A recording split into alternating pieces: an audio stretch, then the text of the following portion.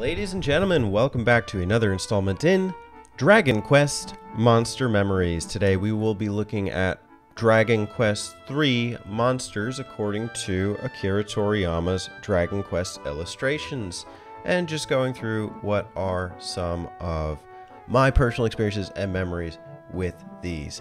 Before we begin, if you do like Dragon Quest, be sure to subscribe for some noble, heroic content. Yes, we do love Dragon Quest here on Majora, and I'm very excited. We got a lot to talk about. For reference, I played Dragon Quest III and finished it earlier this year in about February or March. I talked about it with my friend Spencer on his channel, RPG Archive. We did a whole long 2 to 3 hour podcast on it. You can check that out on his channel when we're done here. My personal experience with Dragon Quest III is mostly fond. I do find I prefer the other Dragon Quest games over it, but that's not to take away from the overall experience. I think it is a great game with great elements. And let's begin. The first image, in going right to left, as the Japanese version of this book prefers you to do, you have an image of the original Famicom box art for Dragon Quest III. This is a classic image that I think conveys one of the major features of Dragon Quest III, which is the party customization. There are many classes to pick from in Dragon Quest III, each of which are very cool, and having the option to pick female classes for most of them. The only one you don't get, I guess, is in the NES version for the hero, which we can talk about in a second. On the next page, they actually start to outline some of the major classes. I love this, and I love the illustrations, but I have to say to the people who made this book that you guys screwed up the Romaji, which, I mean, I guess maybe they weren't anticipating American or English-speaking audiences to go through this book, but here I am, and I'm going to correct some of these for you so you can look them up and get the exact translation. Just a footnote, one website that I do like to use is called gshow.org. This is a Japanese dictionary. Gshow literally translates to dictionary. And what you do is you could just type in English the Romaji spelling for each of them. So I'll walk you through the first one. They spell it Yusha with an H. It's actually Yuusha. So as we type that in, you will see that the kanji and hiragana translates to hero, the brave, the man of valor.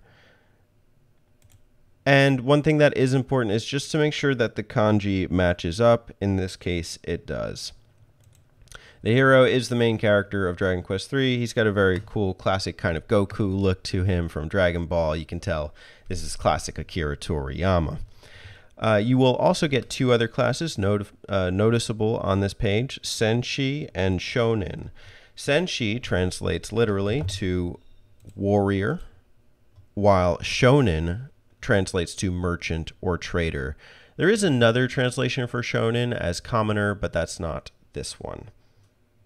Just some experiences with both of these classes. The warrior class is probably one of the most practical in that they hit hard and have high HP, so they will be assets in your playthrough of Dragon Quest III, while the merchant class is definitely a requisite for some story elements, but not a class that you have to engage with too much throughout the playthrough. They are kind of useful in that they can set up camp while you're on the outer world, and so you could set up an inn at any time. That's a pretty cool feature. You could buy like herbs or, rest your party. So in a future playthrough, I would like to dabble with the merchants. Also, I thought that the female merchant looked familiar. I thought there was a character named Anna in future Dragon Quest games. I think in Dragon Quest Builders there is. I'm going to have to dig more into the future series and see if this is a recurring character or not. I just don't remember. Going on to the next page, we have 3 other classes. Maho Tsukai, So-ryo, and Budoka. So the kanji doesn't exactly line up for all of these. Maho Tsukai is probably the most recognizable as magician, wizard, or witch. So-ryo is the priest class, but Jisho didn't have that as far as a dictionary definition. They had something else which wasn't exactly the same, so I'm just going to substitute a definition here. And Budoka, although the kanji wasn't identical, it does translate to martial artist, and they are the fighter class in the game. So in my playthrough of Dragon Quest III, I think I had, at the very least, the martial artist and the priest class. I think I had a magician. Later in the game, I did do some class changes, but the fighter was a really good class. They didn't have magic power, but they hit fast and they hit hard. The only thing that kind of sucks about them is they don't have high HP. And, you know, if like the one thing that is kind of useful is if you have a fighter and then you transform them into a warrior later in the game, you have a warrior that has a high speed and high health and high attack, pretty much a beast. The priest is useful because they have the healing spells, and magician as well. I think they get some, but they also have attack spells. So, you know, pick and choose. On the next page, we have two main classes. One at the top, they actually misspell this completely as far as Romaji. They say Senin, but the kana says Senja, and we have Asobinin. Senja translates literally to fortune teller or soothsayer, although in the game they refer to them as sages. They're kind of like the ultimate class. You can't pick them. You have to go to the Temple of Dharma in order to change a class into a sage, or if you have the bottom class Asobinin, they can transform into a sage at level 20. Asobinin translates literally to playboy, gambler, or person without a steady job, although in the game they do refer to them as jesters. The Sage, I think, is kind of an overrated class. I actually found them relatively weak. They do get access to some spells, but most of those you will have had access to as mages anyway. So oftentimes I found that they were the ones who were dying first in my later half of the playthrough. The Jester class is not one I messed with, although I think if I wanted to challenge myself in a playthrough of Dragon Quest III, I would use a Jester. The fact that they turn into sages is nifty, but you get those items that help them transform naturally in playing through the game. I didn't even have to look that stuff up. I just acquired it, and I think there were like 2 of the books that you can get that help any class change into a sage. Finally, they put this on a later page, but the last class that was added in the Super Famicom version and later iterations is Tozoku, otherwise known as the Thief or Bandit. I didn't use the Thief class, although I kind of would have liked to. They steal items from enemies, but I do find that's largely not necessary in a playthrough. But they also are fast, and I think they can lockpick. And so I really do like the designs. I'm kind of sorry I didn't, decide to go with one, but I am always kind of intimidated about using a turn to steal an item from an enemy as opposed to doing damage. So kind of interesting. As we turn the page, we do see that we have the box art for the Super Famicom version. This is a very unique image of the hero standing on a promontory on a hill. This actually alludes to a sequence that was added for future Dragon Quest iterations. Actually, I don't know if this was only in the Game Boy version and later, or if this was in the Super Famicom version as well. I think it was, though. I think it was. In the beginning of the game, you actually start in a cave and you answer a couple questions about yourself that are kind of self-reflective and like, when was your birthday? What are you? What kind of personality do you have? Things like this, and those kind of questions actually come back and are like revisited later in the game. So kind of an interesting illusion, and I do like how they switched up the box art. You do have this kind of like Goku-looking pose again, typical Akira Toriyama. On the left page, we also have 2 interesting images.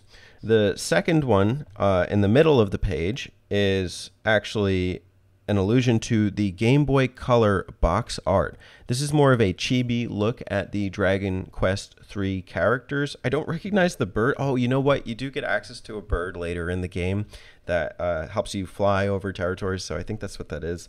But it's a very nice depiction. I think that kind of aesthetic or look is very cool. I think it would be collectible if you had like the Japanese box art, but I'm not going to go out of my way to get that, but if that's something you're interested in, you could. The bottom image, I couldn't actually identify where it came from, but there is a year associated with it, which is 2011, and I think in June. And then they have a separate date as well, April 21st. This, I think, corresponds to the release of the Nintendo Wii compilation in Japan. And so this may have been the illustration for Dragon Quest III for that. All right, those were the character classes. We're actually going to dig now into probably what you came here for, which is the monsters.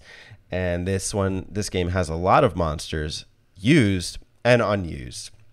Let's start with the bosses. First, we have Baramos in the top right corner. This honestly was a pretty memorable fight. It was quite challenging at the time that I had fought him because a lot of the other monsters that you could use to grind, I had found didn't level me up enough for this fight. And so I actually had to do quite a bit of grinding in order to take him down.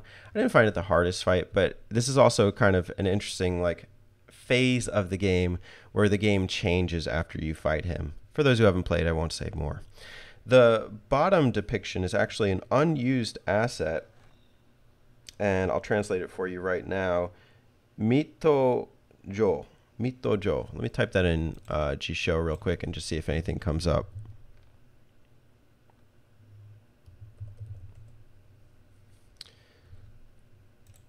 No, it doesn't look like we have anything. This would have been a nice boss to have, and I'll mention in a second when we get to the final boss. But I just really like his character art. He has that kind of Oni demon kind of look to him.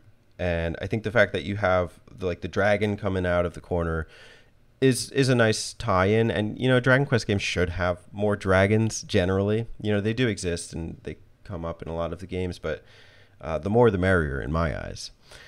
On the next page, we do have the final boss, which is Zoma. And Zoma has a very cool look to him. He's this kind of evil sorcerer. And he is a relatively challenging fight. There's an item that you're supposed to use when you fight him, although you can actually do damage to him before using it anyway. I didn't notice any logistical difference, but interesting footnote. To the left of him, though, you'll actually see a second form. It's Zoma Form 2, where he kind of turns into this ectoplasm. This was unused in the game, and while I'm not crazy about the design, I find it unfortunate that a second phase wasn't used, because by comparison to Dragon Quest I and Dragon Quest II, which had the multi-phase end bosses, Zoma was comparatively easy, and I was overpowered for him. And, I think Dragon Quest games in general have a surprising amount of challenge, especially when you get to the end boss. They will make you work for it. I didn't feel Zoma made me work for it. I felt, relatively well equipped and kind of disappointed that, the game was that easy at the end. This would have been a good opportunity to actually throw in that Oni boss on this kind of path up to Zoma, because you have to do kind of a mini boss rush mode. There's 3 previous iterations of bosses that you'll fight. And yeah, again, it would have been a good opportunity for it. Maybe even as a lead-in for Zoma, that could have been cool too. Who knows? But yeah, art-wise, I actually kind of like what I'm seeing. All right, we're going to go into the monsters now, and here's where we get a ton of unused assets. It's very interesting. On this page alone, there are, I think, 4 unused assets. The big purple imp, the kind of evil forest looking thing, this alien guy, and this fat oolong from Dragon Ball. It actually looks surprisingly like oolong, so I'm kind of glad they dropped that. I think that was kind of useless.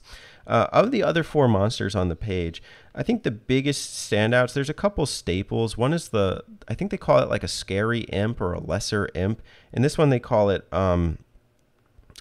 scary Satan, which I guess translates to imp. You can go ahead and type that in G-Show if you want to figure it out.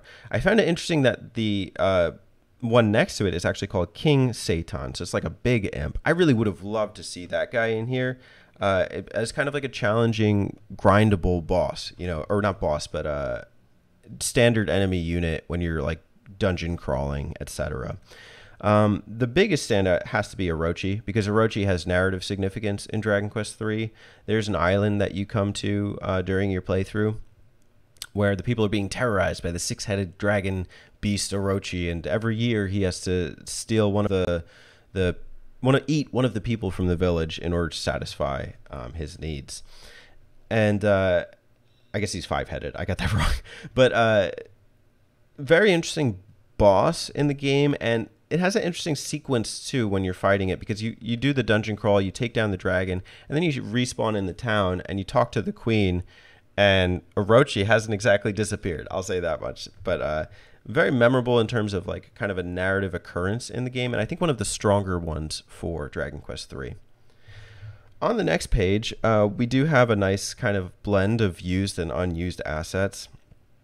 Some of the most memorable ones that are used are probably, I'm going to use the English names that I remember. It's like Boonicorn, the little bunny guy with the horn. The crab, you fight a ton of those things, and I hate when they use Kabuff and you don't have a spell on one of your guys that reduces their defense, or you don't have magic attacks, or you run out of MP, because they become essentially indestructible and the fight takes forever. The centipedes are similar, and then those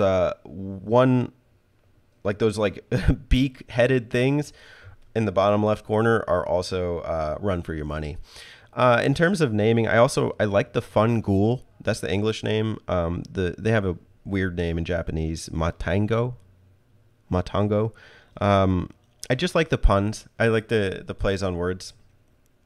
And then the gorillas, once you start fighting them, they are kind of a step up in terms of difficulty in the game. A couple unused assets here that I don't regret not having, including the eye tower, I think the scorpion bee. I don't recognize that or remember it from my playthrough. It's been like 6 months, but the other is the gas dragon. That one is, I did say a minute ago, the more dragons, the merrier. That one I'm okay to leave out. All right, turning the page, we do definitely have some memorable monsters here, used and unused. The most memorable would have to be, I think in the American version, they call him Kandar. That's what I remember in my playthrough. But here they call him Eliminator. And I think he also has the little mage guys on the side too that you see robed. You fight him a couple times, and then he just disappears, which is weird to me because you have an option to like free him. And I don't think it has any narrative significance whether or not you do that. So another area that I find that Dragon Quest III falls short just a little bit. I would have liked to see more significance for that. But again, I understand it's a product of its time. 1988 was the original Dragon Quest III. Maybe that's something they could address in the remake. It's okay if they don't. I don't know that I need them to drastically alter, the experience. The horned skeletons are actually quite a challenge by the time you get into them in the dungeons. And then also the shamans in the bottom right corner, not both of them, the one that's in the far most right corner, has like a spell that like completely depletes your magic or something, and that one was quite challenging. These magic druids are also kind of annoying. Anything that takes your MP or blocks your spells, not the finest thing to fight. I don't regret the things that are missing here, like this kind of minotaur-headed big dude, or the other variant of the shaman. I don't know. I didn't see him, but I'm not particularly crazy about their visual design. And I mean, you could argue that the depiction of the black shaman in the middle bottom is sort of a negative racial portrayal. So I'm okay to leave that one out. But yeah, I understand Japan, historically it doesn't have the best depiction of black people. So yeah, that one's, we can leave that one out. Yeah, let's go to the next page. Not too many memorable monsters here. I think for me, the ones that I remember the most are the giant frogs and also the dragon turtles, the turtle dragons. Kind of an annoying boss, the turtle dragon. Not boss, I keep saying boss, but I just mean like standard enemy unit. because when you fight them at sea, and again, they can raise their defense all the way, and I find them quite challenging. There's an unused asset here that surprisingly, it's called Ropa, and it's Dungeons and Dragons inspired. I can't speak to that. Someone else can. Most of these monsters I honestly remember from the gambling segments in Dragon Quest III, where you pick a monster and you say, oh, I want this one to win. So like a bunch of these I recognize like picking and losing money on during my time in Dragon Quest III, like the flying cat or the bag of tricks. And finally, we have a last page here with a bunch of unused assets, but also used assets. I do remember the trolls being quite challenging, the ones in the bottom right corner, and also the knights. They pack a punch. But I think in terms of visual appeal, I think some underappreciated monsters here that I think of are definitely the Shadow. That's a really cool look to a monster from Dragon Quest, and then also the Raven. A couple ones that were not used. There's like this Halloween man, like this jack-o'-lantern with lances. Yeah, that's fine. I'm okay to leave him out. He's not particularly memorable. He's nothing compared to like Pyro Jack from Shin Megami Tensei. There's also this scythe-wielding, kind of Grim Reaper-looking guy. Yeah, I not the most memorable looking. Like, I'm okay to leave him out. I do also like the dragon look. They call it Sky Dragon. So you have a couple variants of the dragon form. I don't particularly remember it from my playthrough. But that's it for Dragon Quest III Monster Memories. I've also done ones for Dragon Quest 1 and 2 if you're interested in checking those out. I tried doing this one a little differently where I'm going to just project the images on the screen.